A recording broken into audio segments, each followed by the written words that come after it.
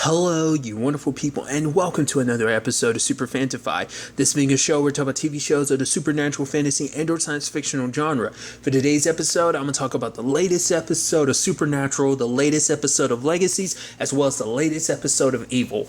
Like always, if I'm talking about something you want to listen to, you can always look in the description down below. I include a time when I start talking about each of the respective shows. So, for example, if you want to hear what I say about this week's episode of Supernatural, you can skip to what I had to say about this week's episode of Legacies, and/or skip to what I had to say about this week's episode of Evil. But the first thing I'm going to talk about is this week's episode of Supernatural. A lot of really interesting things went down in this episode, so let's break it down.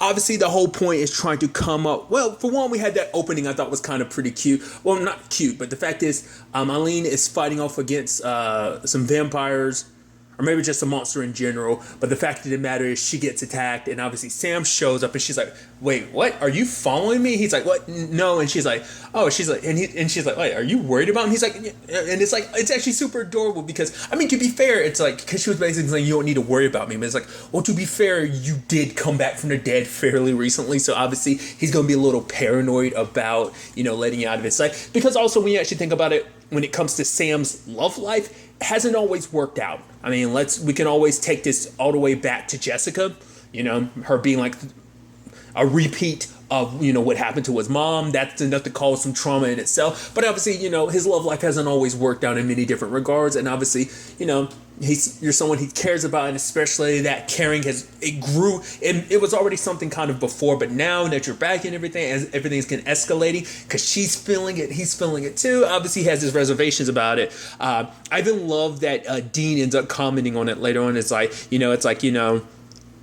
she's like, you could do worse, but she could do so much better than you. Because the fact of the matter is, it's like, I love that conversation of like, we've both tried the whole family thing. It hasn't worked out for us. Obviously, Dean, that happened back at the end of season 5 / parts of season 6. He tried the whole family thing. Sam tried that, in season 8 as well. And obviously it didn't work out. Like, obviously it's a whole thing of like having some semblance of a normal relationship. Not just season 8, but obviously the whole Jessica thing as well. But it's like, obviously it doesn't work out for them. But it's like, hey, Eileen's a part of this world. So it's not like you have to worry about dragging some normal person into it. She's part of this world. And the fact of the matter is you totally like each other. So, he's like, I'm happy for you, Sammy. So I thought that was kind of a neat element to kind of consider in this whole situation. So even the whole thing of like, wait, you two came to an agreement, and it's like, yeah, and he's like, oh, isn't that adorable? I love that. But nevertheless, a big thing in this episode is the fact of the matter is, okay, so how do we fight God? God is literally God, so how do we deal with him? Even in his weakened state, he's still God. There's still no being on par with, that could be, I mean, obviously his sister, but obviously like Mara wants nothing to do with him. She's not even going to try and fight him because she just, I don't know, wants to leave him to his own devices, much like he locked her away. I mean, you'd actually think she'd be down, like if they could track her down, she'd probably be all for locking him up because it's like, oh, complete retribution. I mean, this in a way, him being locked onto this earth, not being able to have the power to go to any other earth, obviously that is kind of her revenge in itself. But knowing that their plan is to literally lock him up much like you, I'm sure she'd really be down for it. But basically, they plan on using the demon tablet. And they bring up some interesting stuff where it's like, basically, this was all kind of a fail-safe if anything ever happened where Chuck wouldn't have the power he needs to protect us. And that kind of gets them thinking. And even I'm thinking like, that is interesting. He literally gave humanity a fail-safe, to give angels and demons kind of ran wild. I guess for him, maybe this was some part of his end game of like, oh, like this was a necessary thing in the end. Or maybe it's just because maybe something could potentially happen to me. And because this is his favorite game and everything, like obviously his favorite TV show to watch, rather, all of this, but more so this particular Earth, they are his favorite, definitely his favorite Sam and Dean. So obviously that kind of took more, precedence over, like that needs to be protected amongst anything else. So if just in case something does happen, I guess some future enemy ever, took advantage of my weakness, or, obviously his sister came into play. So I guess if his sister ever killed him or something like that, which the whole conversation of is like, oh, why don't you just kill God? It's like, well, we can't throw creation out of balance and stuff like that. So that's why they plan to just lock him up. I mean, but is that true? I mean, I mean, maybe that's some BS that Chuck made up so that you wouldn't kill him, or maybe that's just their understanding. I mean, maybe, it might be a thing of that God is connected to like the lifeblood of the universe. You take him out, all of creation gets undone. We'll have to see about that. But I do love it's like, oh, they go to the one person they can turn to. It's like, well, what other, prophet do we know that can read this tablet? Good old Donatello. And I love he didn't want to answer the door, and he was just like, all right, fine, you want to do this? If I go crazy this time, just put a bullet in my head. And I love it, he's just like, enough, because Sam, Dean, and Castiel are looking at him being like, all right, trying to see what he's doing, but also making sure he's not going crazy. He gives them looks, and they all kind of pretend like they weren't looking at him.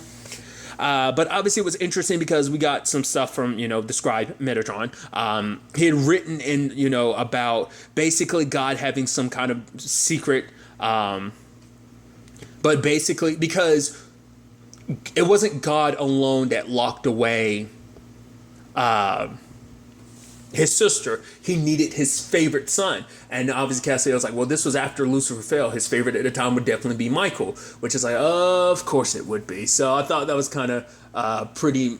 I was like, oh, there we go. I was like, because I kept bringing it up the entire time. I was like, well, we've done all this stuff with Michael from Apocalypse World, but we've never dealt with this world's Michael. And even I was like, well, they even made reference to the fact that the cage might be open. So I was like, Michael might not be there, which obviously we'll get to that in a second. But I kind of figured as much. I was like, this would be the prime opportunity to bring that into play, especially considering the fact is they killed Apocalypse Michael last season.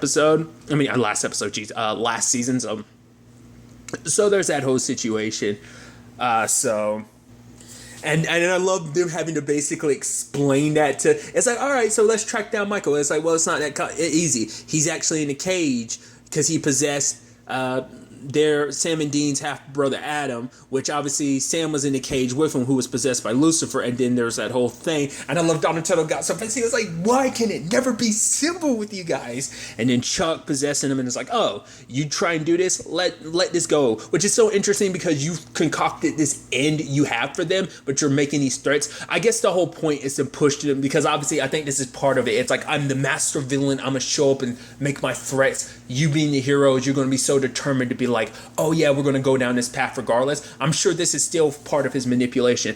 I am curious in the grand scheme of things, like how far his manipulation can go, considering he isn't as strong as he was. It's still enough to kind of kill a lot of people, because hell, we even saw that thing where at the beginning, and showing you just how far off the deep end he's gone. He's killed everyone in the casino except for the one girl, because he wants her to keep bringing him drinks. And it's like, yeah, you want to make these righteous. You don't want to see me cranky. Go ahead and bring me another one. It's like, yeah, look at me on the winner. I'm like, wow, Chuck is really, really falling off the deep end, because he wants to kind of punish everyone, because it's like, Sam and Dean, how dare they turn against me? I'm their grateful and gracious creator. How can they do this to me? How can, so it's like, humanity's not worth it anymore. I hate them. I'm going to start over again. Once again, it's just interesting. You can make many parallels to this show, to Preacher, because both kind of deal in a similar regard. Both kind of make God out to be an asshole. So that's, I always think that's interesting. I'm sure there might be other fictions that do that, but like Preacher's the most recent thing I've known to do that. And now Supernatural's doing it. I don't know.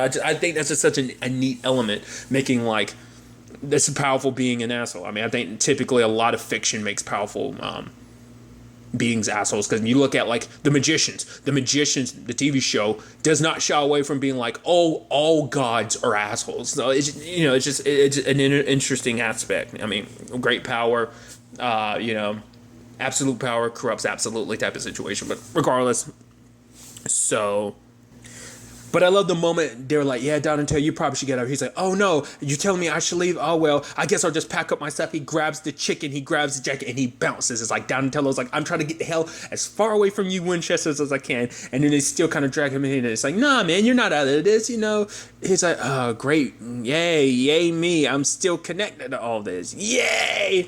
I just love that Donatello wants nothing to do with this, because, when it comes to the Winchesters, I mean, typically the people around them kind of end up dead, but also just like with it's like, despite the good that it's all about, it's like, I still don't want to get dragged into this. I just want to be left alone, especially considering the fact that it might potentially be the end of days and everything. But regardless, they use a spell to take them to hell. It's actually kind of sad, because it's like, oh yeah, because it was like, the spell Rowena had used before to kind of, take them to hell, back when they were talking to Lucifer about the whole, his aunt situation. And obviously, Sam, Cass, and Dean go, and the moment they go there, they get their asses handed to them. I even love it. I mean, it was like a super one-sided fight, and I love even Dean being like, "Are any of us winning?" It's like, no, you're all three heavily getting your asses handed to you. And then someone stops. I was like, "No way!" I'm like, "It can't be." And it's like Rowena. I'm like, "Yeah!" I lost my mind, dude. I was like, "Yeah." I knew we weren't done with Rowena. It's like we can't. You can't get rid of Rowena. It's like no matter, just when you think you got rid of her, she always comes back. She finds a way to always manage to be back on top.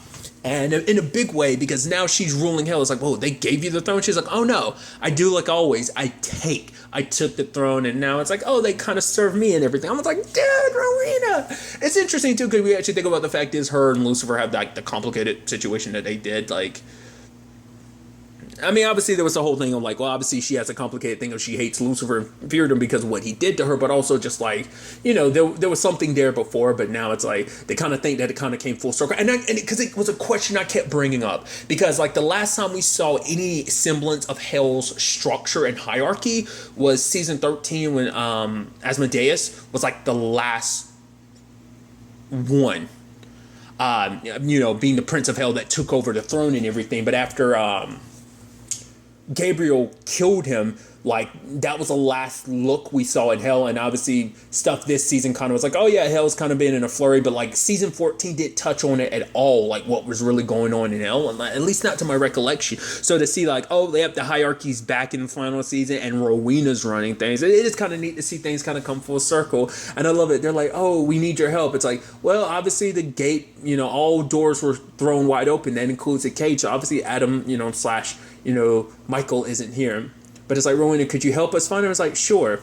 And she's like, did you not hear them? Find them. And I'm like, And then she kind of winks at them and everything. It's like, oh, dude, I love it. I get, like I said, I adore Ruth Connell so much because I've just come to love and adore her as Rowena. That like, it's kind of, I love it. It's like, you know, because Sam's like, you know, I'm sorry about the whole, and she's like, killing me. Sam, it's okay. Like, the fact of the matter is, you killing me actually was the best thing ever. I mean, to be fair, yes, there's certain aspects of living I miss, you know, flesh on flesh sex in the face Dean makes. It's just like, we don't get Amazon here yet.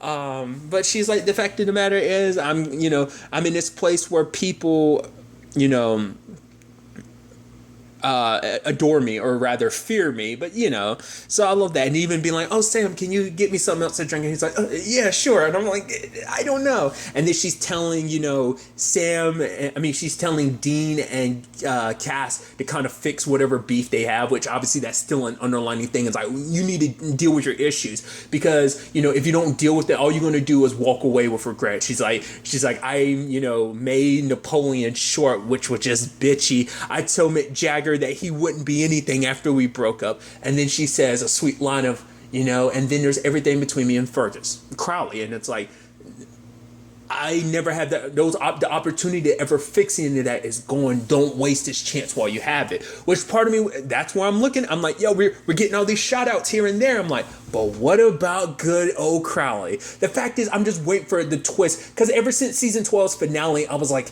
he can't be dead. I figured he found some way to squirm his way out of it, and he's just been on vacation the entire time or something like that. I get the feeling that might be a twist. Hell, we might even run into an otherworldly Crowley type of situation. Maybe not. I don't know. I'm just kept being like, oh, there's got to be something here. But like I said, also the whole Adam thing, I was like, we have to circle back to that storyline, because we have not touched that. There was like an alternate reality. I don't remember what season it was, but there was an alternate reality, I think, where they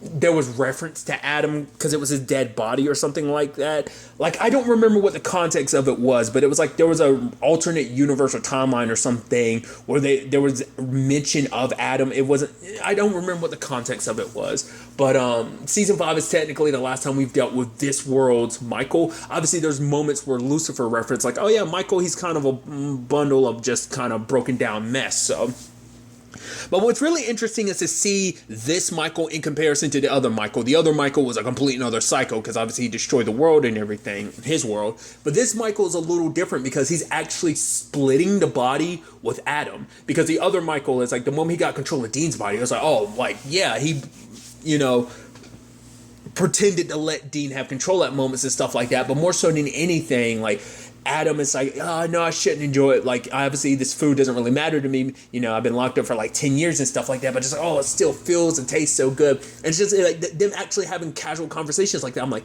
that's so interesting. Because, you know, once again, I guess maybe this, because it shows obviously this Michael, I mean, with different circumstances. If there was no Sam and Dean, this Michael could have been the apocalypse world Michael, you know? So it just takes certain shifts in between realities that, you know, different choices and different people existing, ergo Sam and Dean, that led to things playing out differently, people being different. So despite that 10-year locked up and everything, you know, and I love that Lilith shows up and everything, which she brings up a good point of like, you know, the fact of the matter is we worked together. It's like, yeah, but the whole point was we were working together to kind of create this apocalypse to bring God back. And it's like, yeah, I mean, and she's like, look at it. He did, so it was kind of a win. So it's like, I'm not going to leave here without you. And he lights up the place and kills Lilith. Maybe not. Maybe, I guess, the moment God found, well, because obviously God was listening because he, you know, hijacked Donatello's body, so he knew they were looking for not Lucifer, but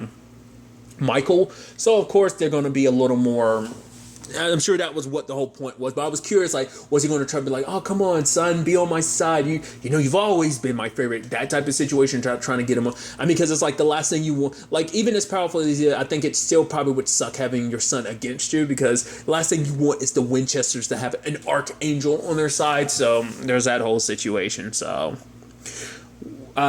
which, you know, once again, just showing you how powerful they are. Like, the fact is, everyone in the restaurant was looking. He was like, forget about this. Snaps his finger and everyone forgets what they saw. I thought that was interesting. Like I said, I'm curious if Lilith is dead. I don't think so. Either, like, God got her out of there at the last second, or maybe, you know, in that bright light. Which is interesting, because let's not forget, she kind of does a similar thing, Lilith. The whole bright light thing, she kind of does a similar thing. She could have easily teleported away, but it looked like that was her body, but it could have just been that Lilith bounced beforehand. But remember, like, when Lilith got first introduced, like, back in season 3, like, there was that whole police station. She killed everyone in there in a bright light. Obviously, the whole point later on was, like, it wasn't a, you know, quick death. It was actually kind of slow and painful over the course of time. If I remember, I could be wrong. There's a part of me that's thinking, like, is it, oh my God, I'm blanking. Amy Garcia? Was Amy Garcia, like, because there was, like, that girl, like, that was kind of, like, sweet and very religious. Was that Amy Garcia back then? I'm sure it probably wasn't, but for whatever reason in my head, I'm thinking it is Amy Garcia, which would kind of make that interesting considering the fact that she's on the show. She plays Ella on the show Lucifer, if that was a, you know, but I can't remember that far back. I remember there was, like, a quiet, kind of more religious girl that was caught up in all that sadly died in that police station, you know, after, you know, Sam and Dean helped save the day and stuff like that. And Lilith showed up and killed everyone later. Once again, you know, going down on a, you know, tangent, but it just like that kind of popped up in the back of my mind. I'm like, huh, was that Amy Garcia back then? I don't remember. But like I said, regardless, going on a tangent.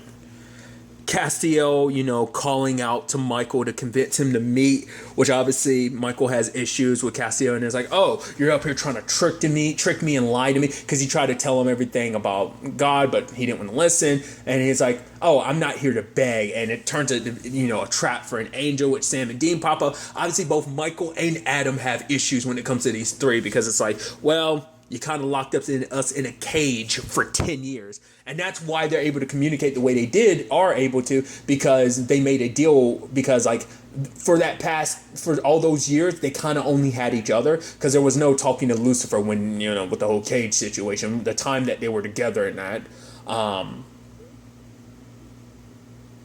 But regardless of all of that, Adam's not willing to listen, even kind of almost pouting at points when it's like, shut up, I'm not listening to you. You're not going to talk mean about my dad. It's almost like a very childish response he has, almost to the fact is that he basically switches Adam back over just so he doesn't have to listen.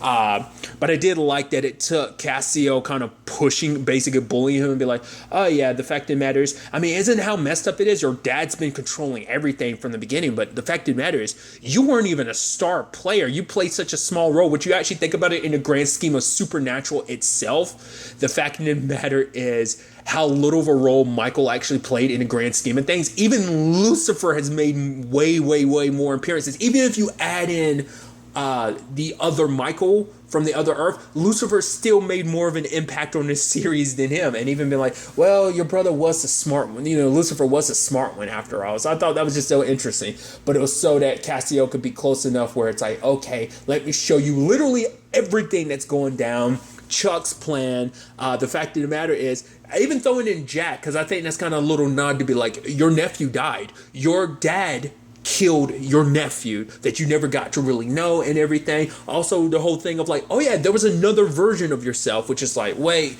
because now that's what makes him like, it's like, I thought I was unique. I thought I was special. I dedicated so much time to my father. I believed in him. He wasn't willing to let doubt kind of creep in his mind, because it's like, no, that would mean doubting my father, and I would never do that. Which even Adam was like, yeah, Sam and Dean, usually if they come to us about this type of situation, it must mean that it's real. But obviously, like, Michael didn't want to listen. But now it's like also like, not only, it's not like I'm even unique. There's literally, at the very least, there was another me out there in the multiverse, and easily could be others out there, other versions of me. So it's not even like I'm unique. I thought I was special to my father, and it's like, no, he has not only other children, but other children in the multiverse that are me. So that's got to be a complicated pill to swallow. So the whole point is, it's like, okay, here's the ingredients to the spell, the lock, for you to lock God up. Oh, you're also going to need something. What was it, like a Leviathan plant or something like that? It's like, where are we going to get that? I was like, purgatory? And they say it, purgatory. It's like, dude.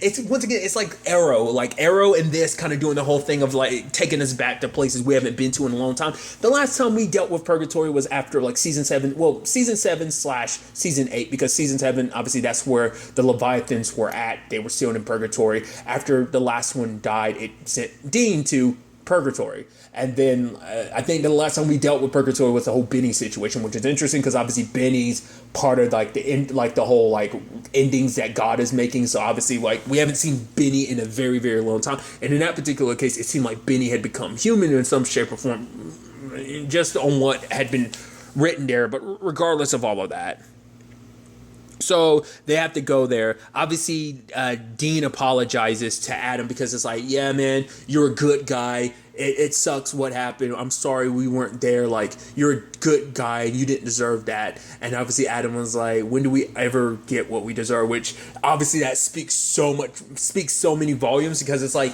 it's almost kind of like shows you just how much of a Winchester he is, because that's super a Winchester thing, because rarely has Sam and Dean ever gotten what they have. And obviously you could make the argument, it's like, oh, they got Mary back, but that ended in a tragic way that it, so there's always a middle finger. I mean, to be fair, even more messed up when you think about it in the grand scheme of things, because God kind of maneuvers everything to fit into a certain role. So, and then obviously there's the whole Eileen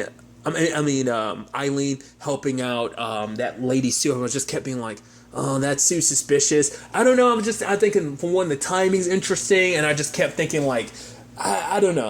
I wasn't expecting it to be God himself disguised as Sue. I thought like it was going to be Sue drawing her in, but then at first I was thinking like, then God's going to show up and be like, hey, it's me. I'm here to, hurt you guys or whatever. And then like when she shows up later on, because when Sam and her get there and Eileen get there, it seems like, it's like, oh, it looks like she was taken short, but it doesn't look like much of a stroke. Especially if it's supposed to be vampires, you would expect some blood and stuff like that. It's like, what's going on here? And then she shows up. I was halfway expecting God kind of to walk around the corner and be like, sup guys, and that she was working with him. Not that he disguised himself as her. So makes you wonder what happened to the real Sue. Was she a real person that the boys knew, or is she just someone that Eileen knew? Maybe she is someone that they knew and I just don't remember. That actress, I know her because she was in Continuum, because I'm pretty sure that's the actress who played Garza. She was also the mayor in that short-lived sci-fi show, Ghost Wars, if I remember correctly. I'm pretty sure that's the same actress. So that's interesting. So God's got them captured. Kind of got them right where he wanted them. And obviously he made a threat of like, oh, you keep this up, I'm going to go after Jody, I'm going to go after Donna, I'm going to go after Eileen, anyone that's, in your speed dial, anyone that you've ever probably met over the course of the series, which that was even something that Crowley did at one point in time. The people that they saved, he kind of worked down the list and started killing people that they had actually saved over the course of the series, which was, I think it was like season 6 or something, like 6 or 7, something of that nature. It was like in the middle of the series where he had done that. Maybe it was a little bit later on. I don't remember.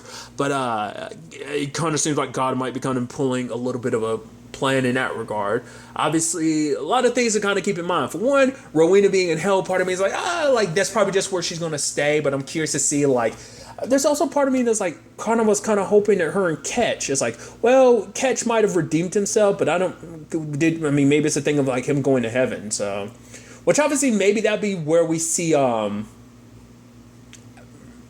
well, because I'd assume Michael would be going after his dad, but maybe he's just going to be like, screw it, I helped you guys. I'm not going to help my dad. I'm just going to stay out of all of this. He's lost his purpose and everything. But part of me wonders, is he going to go to heaven? Does he know how to make angels? Because once again, we haven't counted on how many angels are left in this universe. I'd assume Joe's out here somewhere on Earth doing her thing. Other than that, like, last time we checked, we were in the single digits. Obviously, there's still that whole, like, thing at the end of season 14 with the nothing. I keep calling it the nothing. The empty. Where Jack was there, so it's like, well, it's that, that still hasn't come back around, which maybe Michael's storyline will kind of potentially tie into that in some shape or form, which will be interesting considering the fact is Jack's the one that killed the other world, Michael, and for this world's Michael to be the one that kind of saved him. That just kind of be interesting.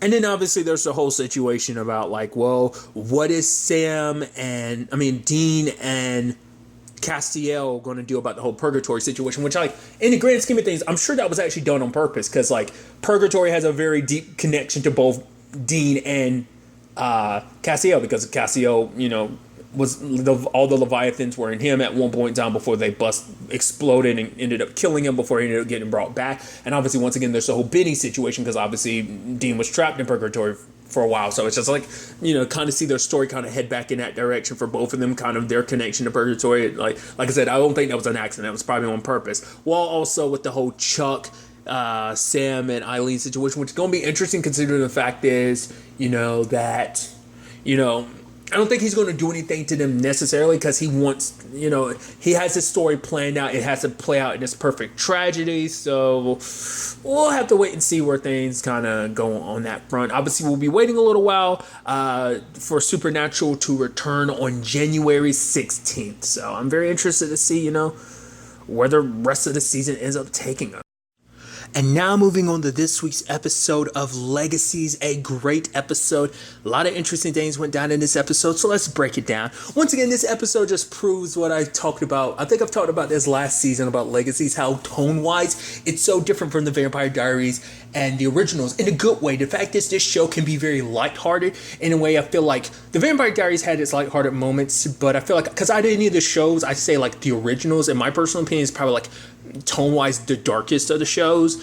And then I'd probably say the Vampire Diaries in this. Obviously, Legacies has its dark moments, but it does have like very lighthearted moments as well. And I feel like it has a lot more lighthearted moments than I feel like maybe like the Vampire Diaries or the originals have. Once again, not that it's a bad thing, just kind of showing you like this show is able to separate itself tone-wise from the other two series. And I think that's a very unique thing.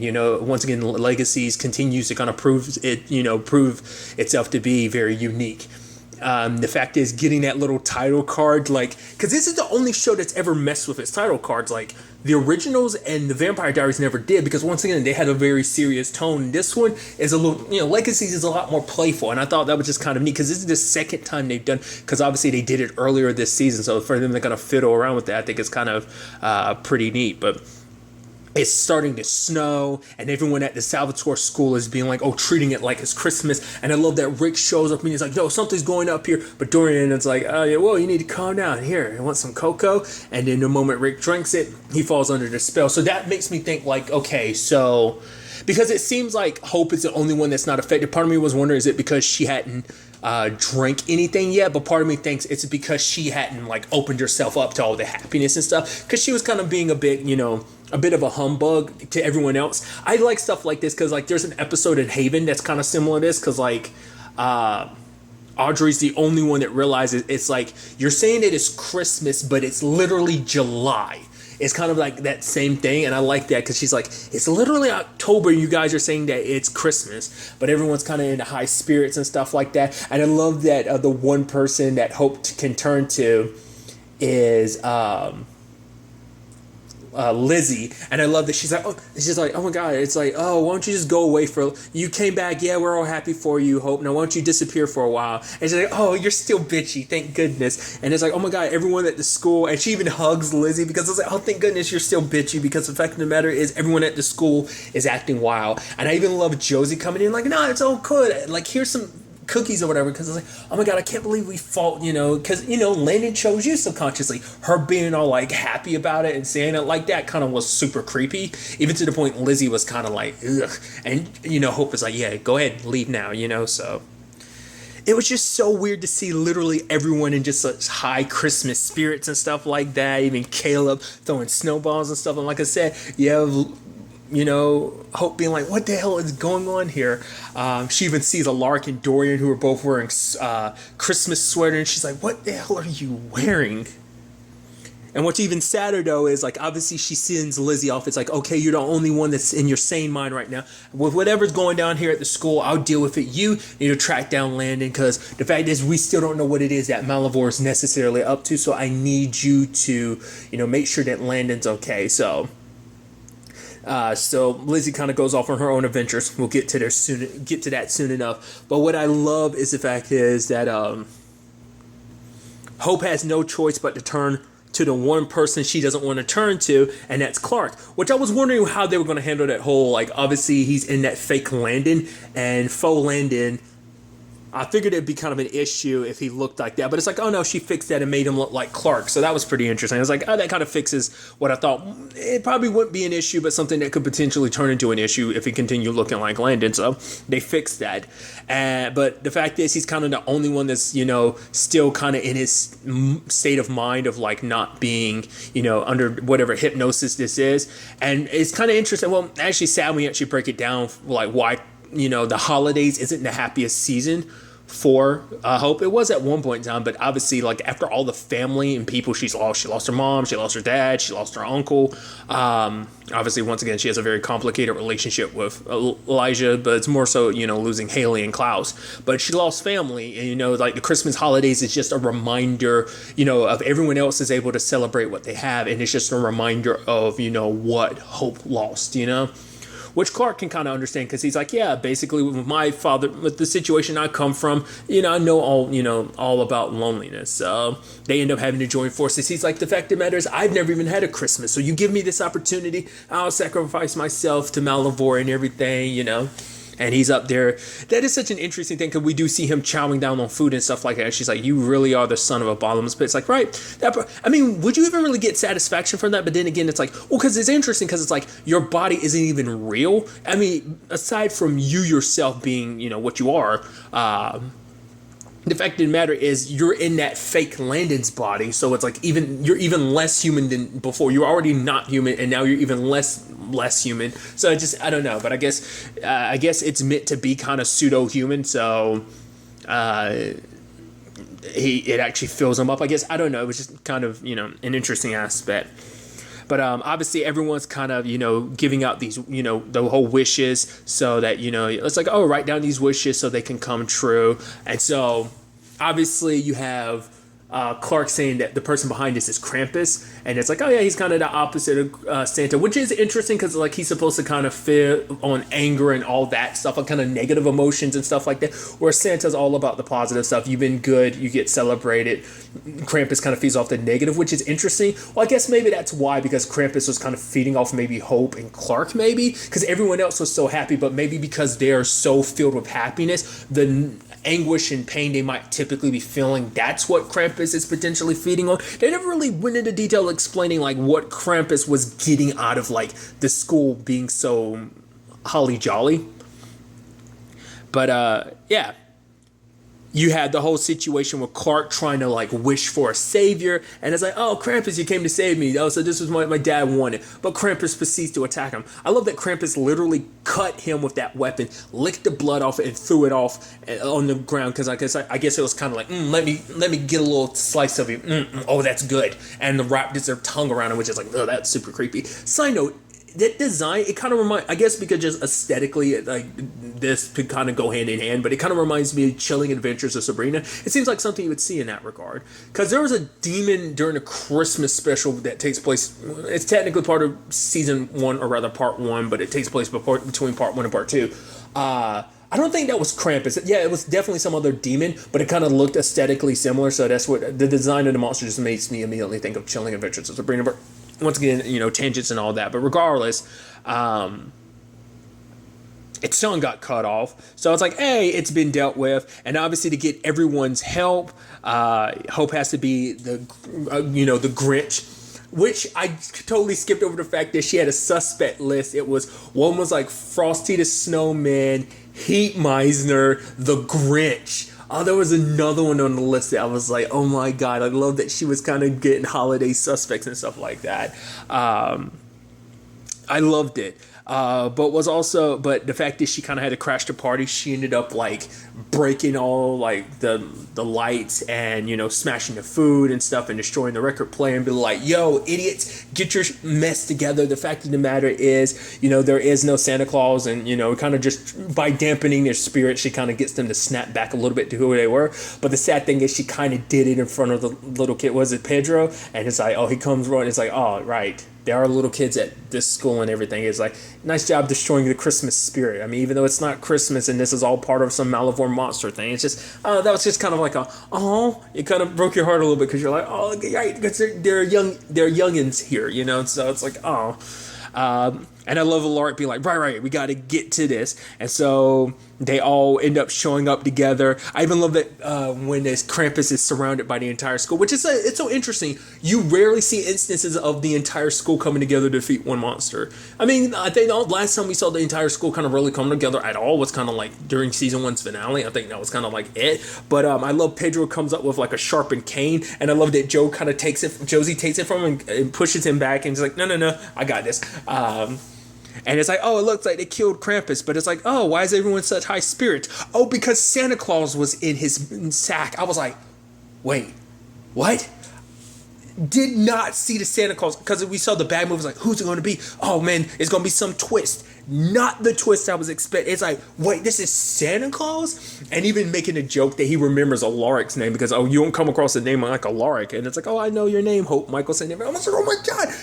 I was like, in the grand scheme of things, I'm like, well, it makes sense. Santa is a supernatural, mystical creature, so I guess it would make sense that you end up in Malivore. I guess Krampus caught him, and then Krampus ended up getting, well, I guess maybe at that point Krampus had already fallen to Malivore. Maybe Malivore used Krampus as a means to get to Santa Claus. Is this a more recent thing? How long was Santa in the pit?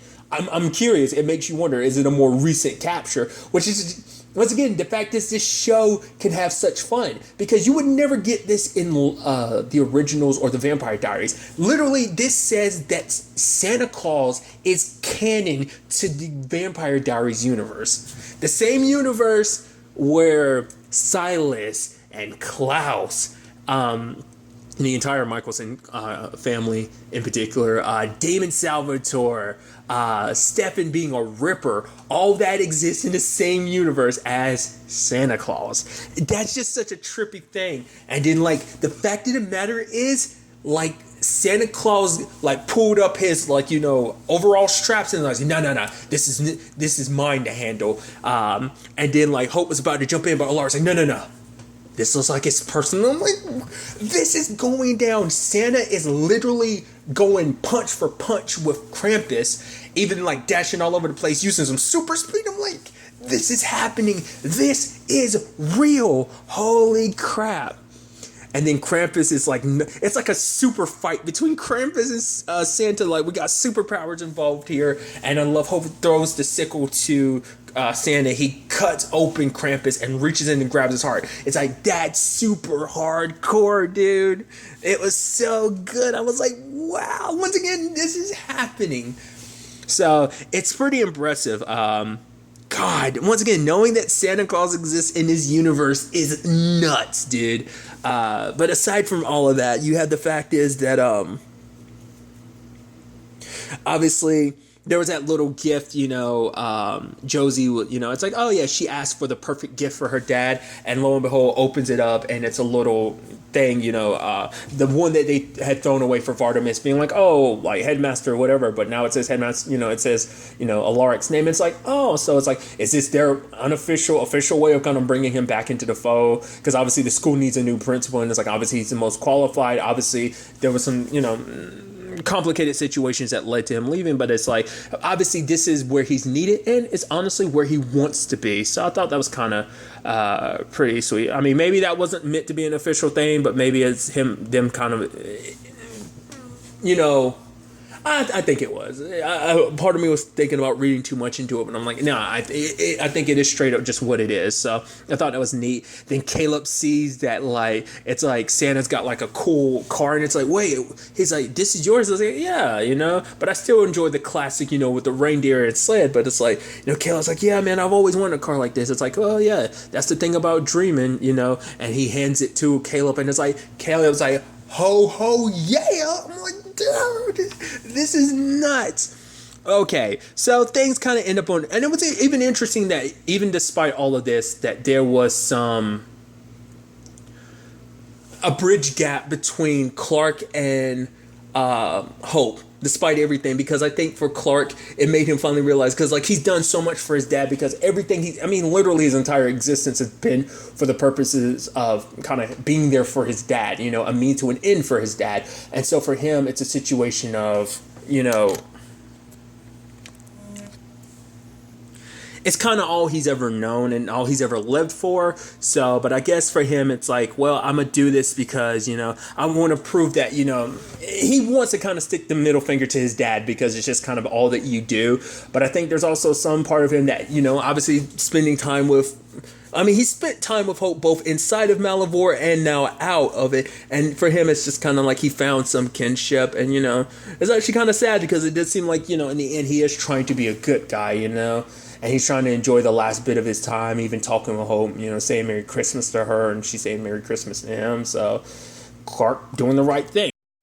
And now shifting lanes into the more serious side of things. Obviously, Lizzie is going after Landon and Raphael, but ends up who's tagging along Sebastian. She brought him along, and it's just because it's like, well, because the fact of the matter is I brought you along because you're the only person that keeps me miserable. Which she was like, no, that's totally not the case. Basically saying like, you like me, you're just not willing to admit it. Which obviously I think just because Josie, kind of doesn't want to be proven wrong, she just kind of tries to make a point and ends up leaving him by the side of the road. Because he just kept pushing to be like, oh yeah, you're totally into me, stop denying it. Which obviously, Sebastian is very full of himself to say that. But obviously we learn later on there's truth to it. But obviously while that's going down, Raphael and Landon, like this whole trip of where they're going to North Carolina. And it turns out that it's because when they were looking for some way to kind of help Raphael kind of, when he was stuck as a wolf, Landon had Josie kind of do a spell to basically, I forgot what the exact thing was, but basically it led to his parents, which he was like, but my parents are dead. It's like, no, like whoever raised you wasn't your real parents. Your real parents are obviously still alive, because there wouldn't be movement on the map if they weren't. So now it's like, hey, we can actually find your actual family. So I thought that was kind of, a neat element. And especially when Landon brought up the reason why he was kind of pushing Raphael to do this, because he was like, at the end of the day, it's your choice whether you want to do this or not. But as it got closer, he kind of pulled away from it. But Landon brought up the fact is, Hope wasn't the only thing that came back of his memories when they got their Malivore memories back. And then he was like, yeah, your mom. And I was like, right. That's a story element I completely forgot about. Because it's like, it didn't even cross my mind to think that those memories would come back. Because the only person that remembered his mom going into the pit was, because she's a tri-bird, the only person that remembered was Hope. She ended up telling Alaric about it, but I can't remember she ever told Landon the truth. I think Landon ended up having to find out on his own. I think Clark ended up telling him. I don't remember. I feel like that came up, but Because I was about to say, because why would Landon know or ever remember that? Because I don't think Hope ever told him. I think Hope was going to tell him, but eventually Clark ended up telling him himself. I think, like I said, I can't remember. But regardless, I was like, that's such a neat element, which part of my brain goes, is that going to play some role in all of this going forward? Like his mom? I mean, we see Malivore spitting out things in people all the time. It's like, well, she could easily be spit out. I mean, granted, she was already spit out before, but that's just because of the whole Landon situation. But I mean, stuff could potentially change. We'll see in the grand scheme of things. I mean, that actually kind of gets me thinking, like, could she actually be connected to one of the two people in red robes? Obviously, like I said, I'll get to that later, but it makes me wonder. We'll see. Because who knows, like, how this whole situation necessarily works. But like I said, they do end up meeting his dad. His dad is human, but it turns out his mom, Lucia, was in the military. Obviously, she didn't know about her curse. So obviously, if she knew about her curse ahead of time, she would have never signed up. Obviously, being in war, obviously when she came back, she was angry and just kind of like on edge. Stuff that looks like PTSD. But the first full moon after, her killing someone and activating her curse, obviously she transformed. But then obviously, like, I think Raphael's dad's name was like Walt. They ended up, obviously, like, she got, because I think in Raphael's case, I guess he never correlated. The fact is that maybe he knew. It's because it seemed like he was shocked when he found out. Wait, where? Because I think he probably thought like there was some other reason why he became a werewolf. Because obviously you can become a werewolf by other means, but now I'm actually sitting here, I actually don't remember. Once again, it's that problem of like, I don't remember a lot of the basics of supernaturals in this world. In a sense of like, because obviously like you take like Haley, for example. Haley is a wolf by blood because her parents were wolves. So it's like, it's in her blood. So much like, I'm assuming Lucia, it runs in their family, which must mean that they must be part of some particular pack. Like how obviously, both Hope and Haley belong to the Crescent Pack, just because it's like, because like werewolves don't come about like, oh, you get bit by wolves and you become one. That doesn't apply in this universe, does it? I don't think it does. I don't think we're going by Teen Wolf rules. I think it is like all wolves are a lineage thing, if I remember correctly. I could be wrong, but I don't think there's ever been a means of regular situation. I think everyone is already, it runs in your family type of situation. But yeah, I thought that was kind of once again, like I said, I've forgotten a lot of the basics of how a lot of the supernaturals work in this universe.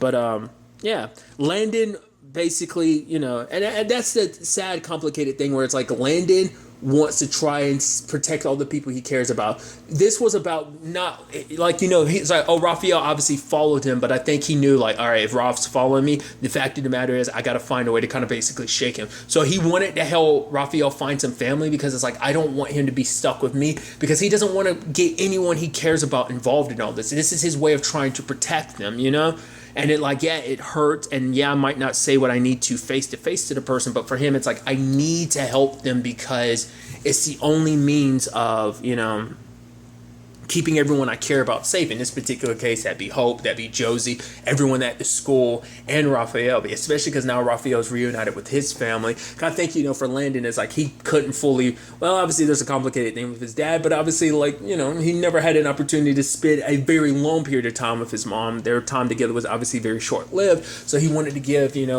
Raphael an opportunity obviously, like, this is about his dad, but like the conversation isn't that his mom's dead. I mean, she might be, but it seems like she was still alive at least. But I think it's just, it's the whole thing of like, unless she wants to be found, she's not going to be found type of situation. So I'm curious to see if she ends up circling back. I mean, I don't think they like expressly said that she was dead, not unless I missed that, but I'm curious to see kind of what that ends up turning into, because obviously Raphael is planning to stay there at least for a little while, because for him it's like, oh no, Landon's gonna be okay. Like, he's much more into this whole survival thing, because I think because obviously for Raphael, like, he's always had anger issues, and he thought he got them under control when, he learned what he was and understood it. But it seems like, I think since coming back from that wolf form, like it's gotten worse again, so I think it's maybe it's just something that kind of runs, it was even something interesting his dad said. It's like, it's just kind of like a soldier's kind of run in their family. Like obviously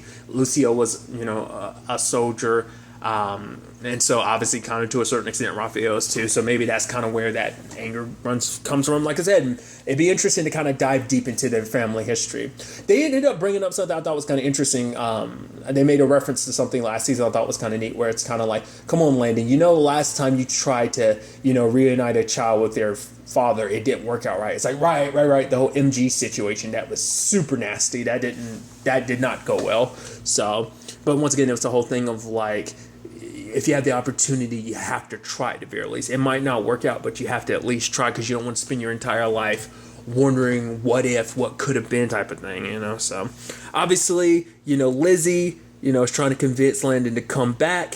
Sebastian quickly remedies that situation by snapping Landon's neck, and they end up bringing him along. And then there's the whole thing of like,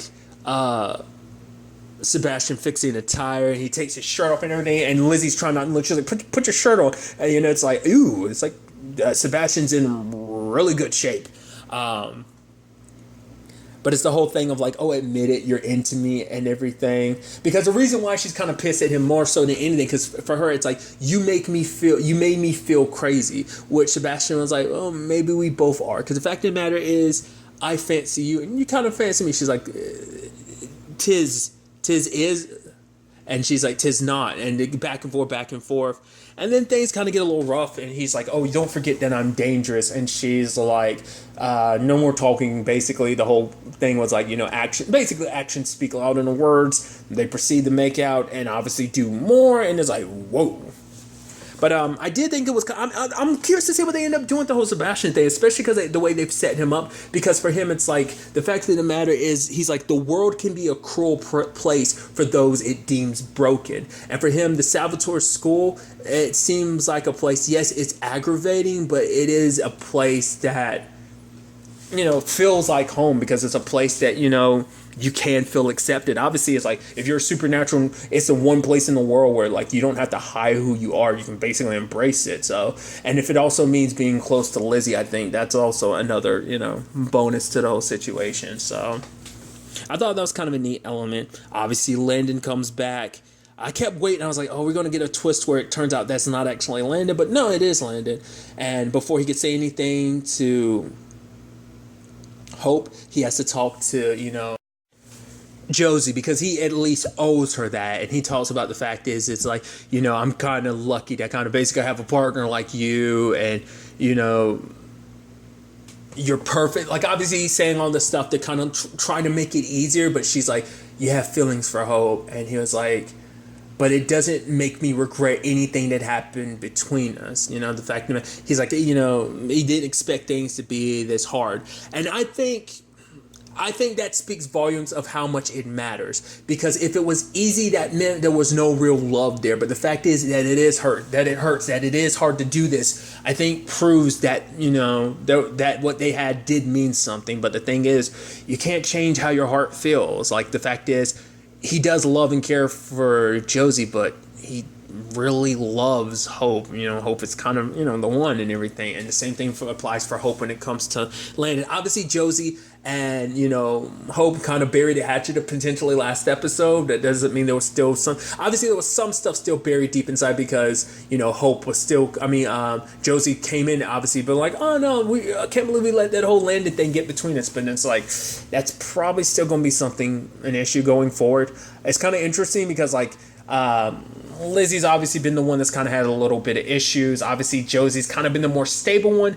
I kind of worried, especially where Vardamus, or rather Clark, had been pushing her this season. Obviously, it was all for where things landed, but I'm still wondering, could there be potentially another continuation down that? But it's like, especially with Lizzie and Sebastian being a thing, which I'm curious. I doubt Alaric's going to be too happy and too keen about that, like you two being a thing and being at the same school. Like, we'll kind of, have to see about that. But the really interesting twist at the end I thought was kind of interesting. It's like, yeah, I'm coming home soon, Dad. And slice goes Clark's head. I'm like, wow.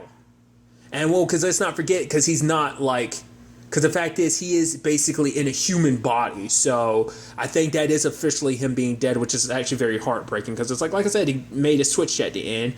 But then we see the hood get lowered, and it's the necromancer, which in the grand scheme of things, the zombie and everything, that makes sense. So it wasn't just a Malivore. Like, so it's like, it seems like that wasn't, it seemed like the zombie was a Malivore thing, but that's why we were getting certain supernatural creatures at the same time, because it wasn't just, because it seems like the zombie had no interest in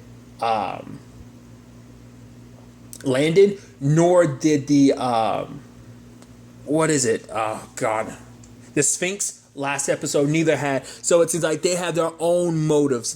What necessarily? Who knows? But the Sphinx did say that something even worse than Malivore was coming. What was interesting, though, is that we see that, you know, Clark's head landing in there does close it. Because the whole point was like to put the whole body in there, because once the body's in there, then all of Malivore was closed. But I guess because it was just the head, only that much of it was able to be closed, I guess, was kind of the point. So I guess keeping the rest of the body, well, the rest of the body is going to get destroyed in a matter of moments anyway. It's going to break down anyway, so I guess you don't have to worry about that too much. But I guess it's like giving them a false sense of security to make them think like, oh, Malivore is done for, like Clark did what he was supposed to. Sadly, he died for it. I don't know if there's going to be a workaround for that, because we do know the Necromancer does have Clark's body, but that might be the sense of like the Necromancer might use that as an opportunity to bring Clark back in some shape or form, or at the very least maybe possess his body to kind of get everyone's guards lowered or something. Once again, this is one of the hooded people we see is the Necromancer, which is interesting. He wasn't a villain I was expecting to go, because I thought like, oh, this is one of those supernatural creatures that was held captive by Malivore and now is going forever because it got peace and everything. But I guess when Hope got free, maybe the Necromancer kind of trailed along too, or maybe when Clark got out, that's when the Necromancer struck. Because that seemed like that. Well, because we saw the red hooded person, that situation was happening at the same time Clark was getting released from Malivore. So whoever the other person could be underneath the hood could have been that at that point in time. You know, could have been the ones who basically tried to raise the Necromancer. I don't know. Maybe because the Necromancer. Well, because like once you done your job, you still go back to Malivore. Like the whole thing was like finding peace or whatever, but it's like you still go back to being trapped inside of Malivore when your job was done. No, the whole thing was like you got set free, if I remember correctly, right? Because that's what happened to the Djinn. That's what happened to the Necromancer. So it's like it seems like you died, but maybe it's a thing of like you escaped Malivore's clutches, but you were able to kind of be free elsewhere to kind of do your thing, or not unless someone else brought you back. Once again, I'm all over the place with this. It just in my mind, it's just trying to be like, okay, so how did this happen, and what are you up to? What are you trying to do? You know, not less like I said, trying to summon something worse than Malivore. I'm curious to find out like what this is all about. Jeez, I stumbled on those words. We'll be waiting a while to kind of potentially find out some answers to all this when Legacy returns on January 16th. And now moving on to this week's episode of Evil. A lot of interesting things went down in this episode, so let's break it down. Well, first and foremost, obviously this new case is a very interesting case because basically it involves these girls. It starts off like 4 girls who are constantly singing this tune and this song, and so obviously it starts off with them, and then obviously Kristen kind of diagnoses it as kind of like, okay, so maybe it's kind of like maybe an OCD thing, but then it starts with the 4 girls, but then it spreads and gets worse. Obviously Ben's looking at it, it's like, well, maybe it's an asbestos thing, but then he thinks like, well, maybe it's something connected to the food, but then it quickly starts shifting to be like, no, it's got to be something else, because they start stabbing themselves in the ears, because it turns out this song that they're singing, because even for whatever reason, it's staying in Kristen's head, and then she sings it around Andy, and even Andy's like, da, da, da, da, like he knows it too, which is so interesting, because I'm wondering what that is, because the fact is, they're saying that the song sounds so familiar, but obviously it doesn't seem like it's something that they've necessarily listened to, not unless it was a song that was somewhere else, but obviously got put to Putty's Christmas or something like that, but it sounded like it was specifically made for Putty's Christmas, but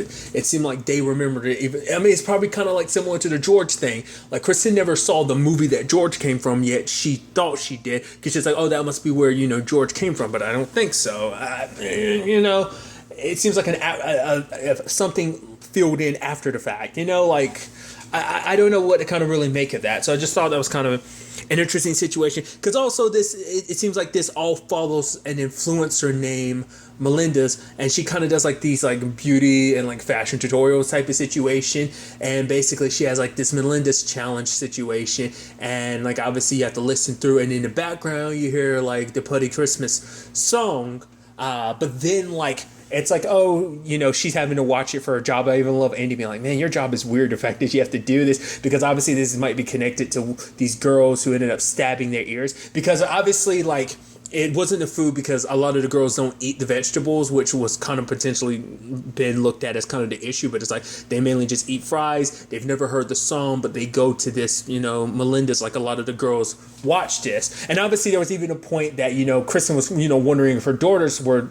she asked her eldest, but before she says anything, she's like, never mind, because it's the thing of like, she ends up saying that, you know, because Melinda's whole thing is like, oh yeah, like making it seem like, oh my God, this is going to be super dangerous. You have been warned. And Kristen's like, the fact these young girls, you know, and not just young girls, just young kids in general, they'll listen to that and be like, oh, this is dangerous. I better not tell anybody. Like, it's a thing of like, the more dangerous it is, the more appealing it'll be. Like, oh, this is something super secret type and all this that you try not to, makes you want to do it more type of thing. So that's why she was like, if she tells her oldest not to go to this Melinda's thing, what's she going to do? She's going to do it regardless. It's like, oh, what did your mom do? She took away your like VR, your headset thing before, and you still kind of made an excuse to kind of start playing it later on anyway, just because mom said no. And obviously with your dad in town, you finished playing. You know, you get what I'm trying to say. So that was just kind of an interesting moment.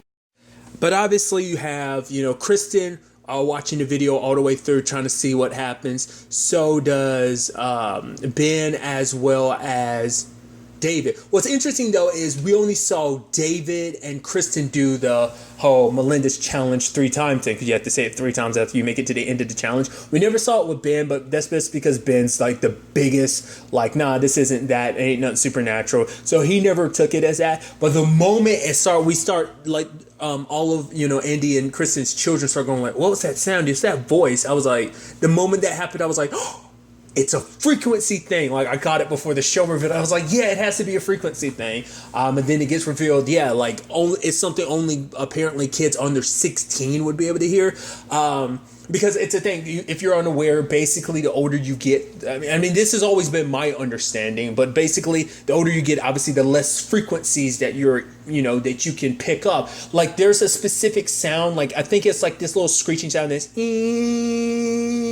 type of sound, and that fades away. It comes suddenly and disappears after a couple seconds. My understanding has been that sound is supposed to be your eardrums, your ears no longer being able to hear that frequency anymore. That means that frequency dies to your ear. So it's in such a, I forgot how does it go. I think it's like, is it higher frequencies? I think the higher the frequency, like, as you get older, the less you can hear higher and higher frequencies, or is it low? I forgot how that whole thing works, but that, like I said, that's been my understanding. So I was like, oh, that's such a, well, obviously in the case of this episode, it's sad and twisted, but it's from a scientific perspective, it's such a neat little thing, because even David was like, really, like only 16-year-olds could be able to hear this, and Ben was like, yeah, that's science for you. It's like, it's crazy how like stuff like that can work like that, you know. And that's, I don't think, and once again, that's not like something they made up for the show. It's like, no, that's based in real science, and I think that's such a fascinating thing. But regardless, I didn't even talk about it, but what stemmed the start of this was the fact is that, you know, one of, you know, Kristen's kids tried to stab her own eardrum because it got stuck in there. And it's like, okay, so now it's this whole thing of like Melinda's videos being something malicious. They confront Melinda, but Melinda was like, no, it was like some producer named Mike. At that point I was like, that sounds like some BS. It sounds like because you were like, Mike, it was like you coming up with it at the last second, which even they could kind of recognize. But it's like, hey, you take down this video, regardless of whether you meant it to be this way or not, the fact of the matter, it is what it is. And such young girls are being told to like kill themselves and stuff like that. And that's that crazy thing of like, obviously like real world stuff coming into TV and stuff like that. TV kind of, because that's a thing that it's been an internet thing. Like, I don't mean that in a good way. It's actually been a terrible thing that's actually come up before. It's not in necessarily this particular manner, but similar things have been kind of come up, you know, on the internet. So obviously that's always the thing of like, be careful on the internet type of situation, you know?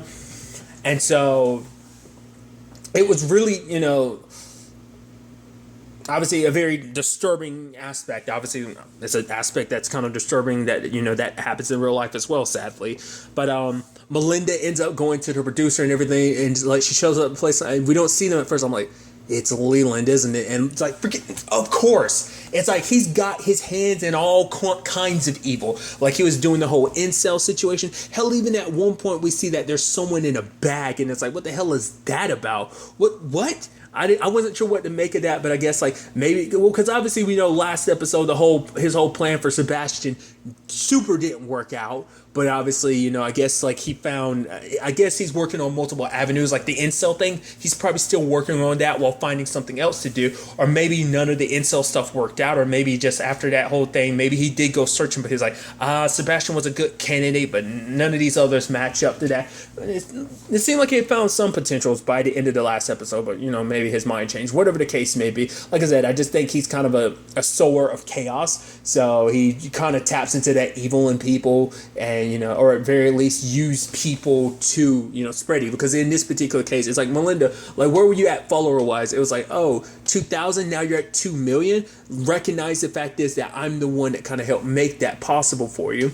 And so Melinda makes a video talking about how she's going to take it down, and just like, this harm. The fact is, don't watch this. Don't like link this to other people. Don't download it. I'm with you forever type of thing or whatever. And it's like, okay.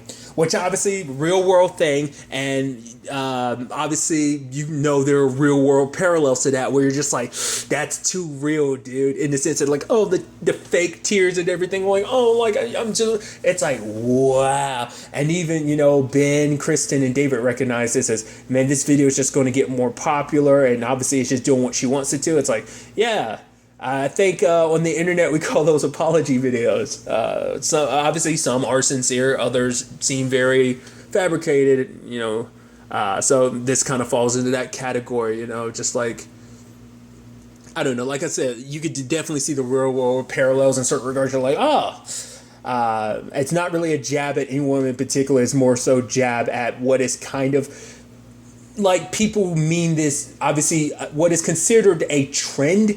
Jokingly, people consider it a trend. Like, people literally, because it's a thing that's become a parody of itself. Like the whole like getting super emotional when you're super obviously manipulating people, which obviously, you know, kind of makes it harder to trust, you know, anyone's sincerity. You know, it's just an interesting thing. I'm curious, is that avenue of things with the whole Melinda, I'm still sure that's going to be like, because it's like the whole point is like, suck them back into by making them think like, no, I'm still with Melinda no matter what the case may be. Even at one point he was suggesting that like, the video will be back up in like a couple months or something like that. So it's like, I hope not, but, you know, obviously Leland's always got his hand in there, all these different, you know, pots trying to, you know, like I said, stir up evil. So what's interesting though too is this actually ties into Kristen's family more directly too, because it turns out like, obviously one of her daughters is dealing with like a bully, and she talks to her grandma. Notice what grandma's wearing, a red, and it's like, okay, that's interesting. So it's like, like grandma's like,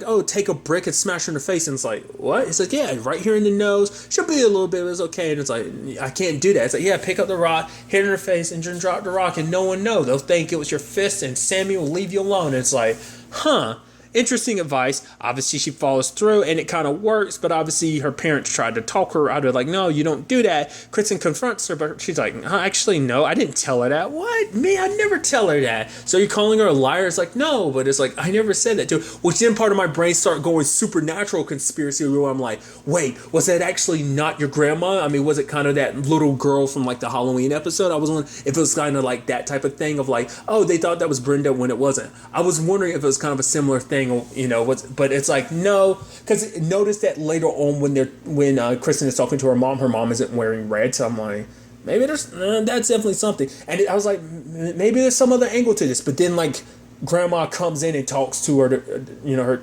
granddaughter to be like, snitching's the worst thing you can do. I'm like, okay.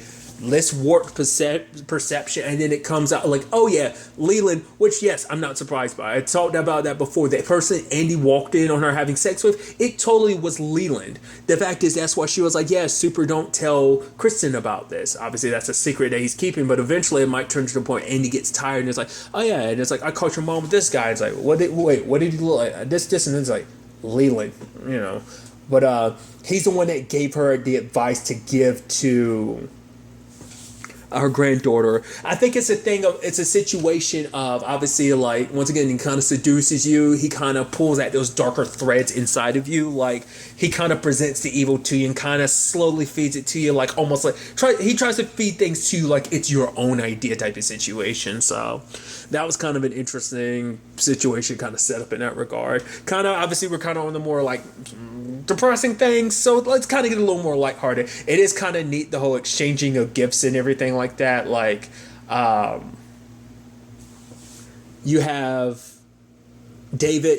Kristen gives them both a present and everything, and obviously Ben's like, we should have got her something, but David ended up getting, I think she gave him his jacket back, but also gave him a scarf. Ben has a photo signed by, you know, the 4 L's, and you know, Kristen's kids, and it's like a picture of Ben, you know, Ben the Magnificent and everything. I'm like, oh, that's super, super adorable. It's like, and it's framed and everything, and he puts on it's like, that's super adorable. But then I love it later on when they end up giving Kristen a gift. He's like, yeah, this is, you know, from both of us. And she's like, oh, you didn't have to. He's like, I know, I'll take it back. She's like, no, it's just kind of an adorable moment between friends. They basically got her earrings, and I love Ben being like, yeah, open that after we leave, because, you know, big emotion stuff. He's like, yeah, I'm not really good at that. I'm like, Ben, that's super adorable, dude. So I even love the fact that she is wearing it later on, because Melinda pointed out the fact is, oh, you have very cute earrings. She's like, yeah, sure, thanks. And I was like, oh, because you're actually wearing the earrings they got you. That's super cute.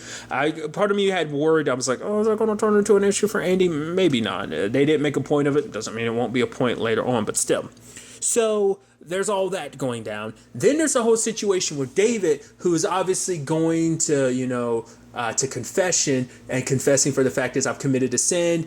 I had sex with a woman, you know, obviously that means something happened between him and Renee. I think that's the thing that's been bothering both, you know, David and Kristen, like, because Ben had pointed out the fact is like, oh yeah, David seems like he's a little out of sorts. And it's like, because he had that on his mind. And obviously, Kristen kind of has it on her mind. I think it's a combination of, I don't know, it's hard to say, because neither one really brought it up. The fact is because they kind of have feelings for each other. Like, that never really come up, but it came up. But I think it might be just because Andy suggested her kind of, you know, going back to the mountain and everything, you know.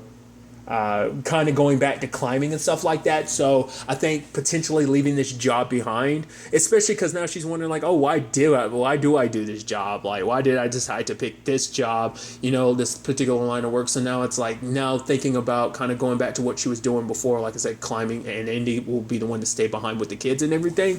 I don't know. You know, I think that's kind of racking her mind.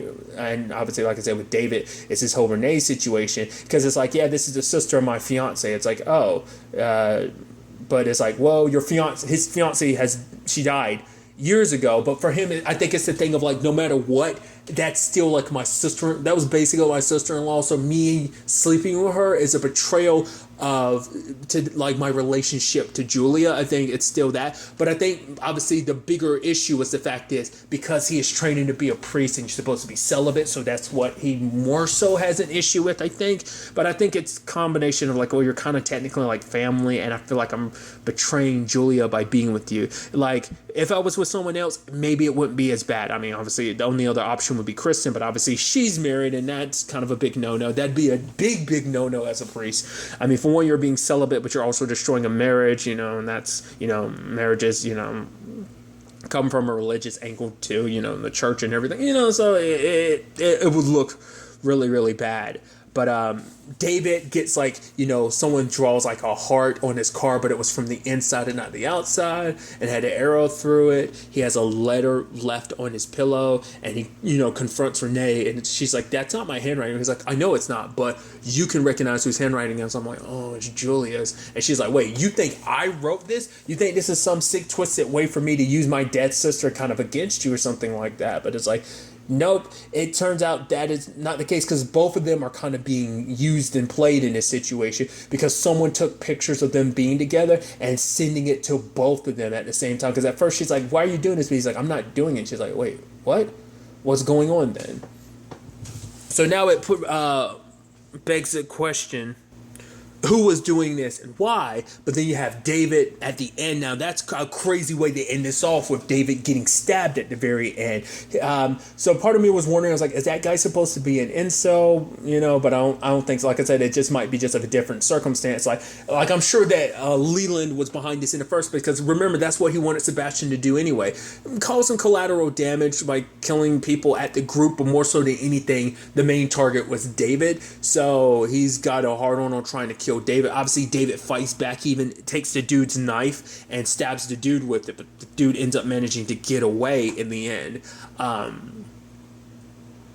But like I assume this is all. Once again, it's like it makes me.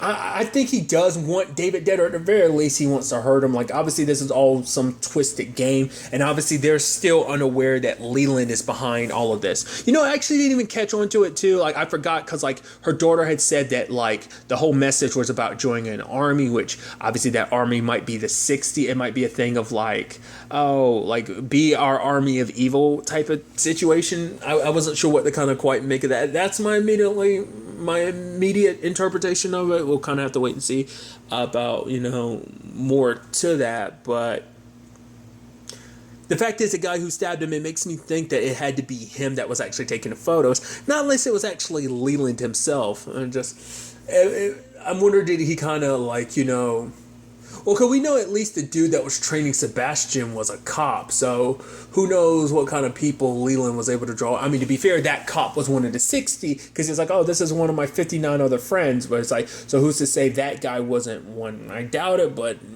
he could easily be one of the 60, but I think it's probably more so like a guy that was hired to do it, probably doesn't even know why he did it, doesn't even care type of situation. So that's definitely going to be interesting to see, where ultimately all of that ends up taking us going forward into the next episode.